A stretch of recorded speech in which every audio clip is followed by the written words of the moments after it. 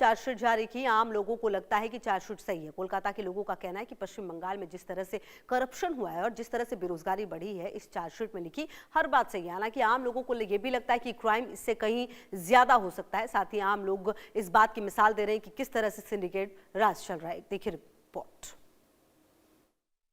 साल में तृणमूल कांग्रेस के रहते हुए जो दुर्नीति हुआ है उसी को सामने रखते हुए बीजेपी की तरफ से एक चार्जशीट पेश किया गया है, जिस चार्जशीट में कामदुनी का घटना को लेकर संदेशखाली का घटना हो या आरजीकर का घटना, हर एक घटना का जिक्र बीजेपी की तरफ से किया गया है। दूसरी तरफ करप्शन का मामले पर भी सारदा कांड से लेकर एकदम जो एसएससी नियोग दुर्नीति हुआ था उसको भी मेंशन किया है बीजेपी। मगर ये चार्जशीट को लेकर आम जनता क्या कह रहे हैं वही सुनेंगे।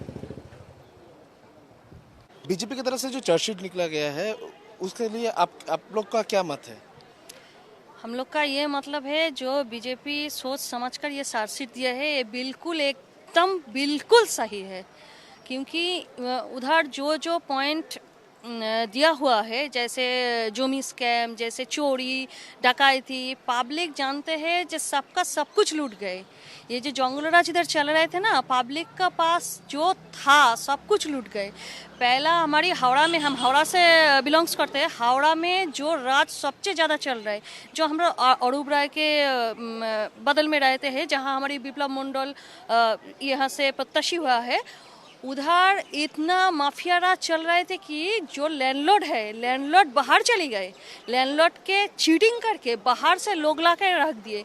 हम लोग का अपना मत है कि सब लोग बोल रहे हैं, कुछ लोग बोल रहे हैं कि माने ये बाहर का लोग को, यार बीजेपी मतलब बाहर का लोगों से सब ज़्यादा मिलजुल है, क्या कहते हैं उसको, आपको हिंदी में हमको नहीं मालूम।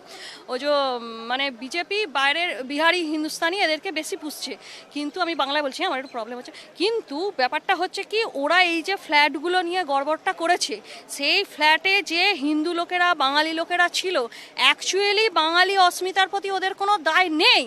ওরা এটা একটা ইস্যু করেছে, ওরা সেই বাঙালিকে রাস্তায় করে, সেই লন্ড্রেটকে রাস্তায় করে, সেই ফ্ল্যাটগুলোতে, সেই বিল্ডিংগুলোতে বাইরে থেকে ইউপি বিহার থেকে उल्टे की तरफ से कहा जा रहा है कि जो फ्लैट में ये लोग रहते हैं, इस फ्लैट में बंगाली जो लोग हैं उनको बाहर कर दिया गया है, बाहर करके बाहर से लोग इधर घुसाया गया है, वो भी पार्टी की तरफ से। और इसी तरीके से जो घटना, ये घटना का जिक्र ही चार्जशीट में किया गया है, ऐसा ही उनकी तरफ से कहा जा रहा है।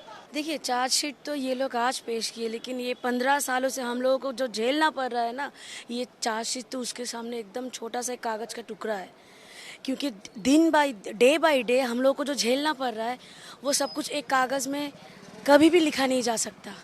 आज आप खुद देखिए ना, आज बंगाल का जो हालत करके छोड़ के रखा है, बंगाल को कैसे तैसे करके, यहाँ की जो पश्चिम बंगाल की जो मुख्यमंत्री है ममता बनर्जी, आप लोग बोलते हो, हम लोग तो मुमताज़ बेगम बोलते हैं, क्योंकि अगर वो बेगम नहीं होती तो वो क्यों बोलिए, तो एसआईआर को लेके कोई भी एक प्रदेश, कोई भी एक राज्य दिखा दीजिए जहाँ पे इतना झमेला हो रहा है।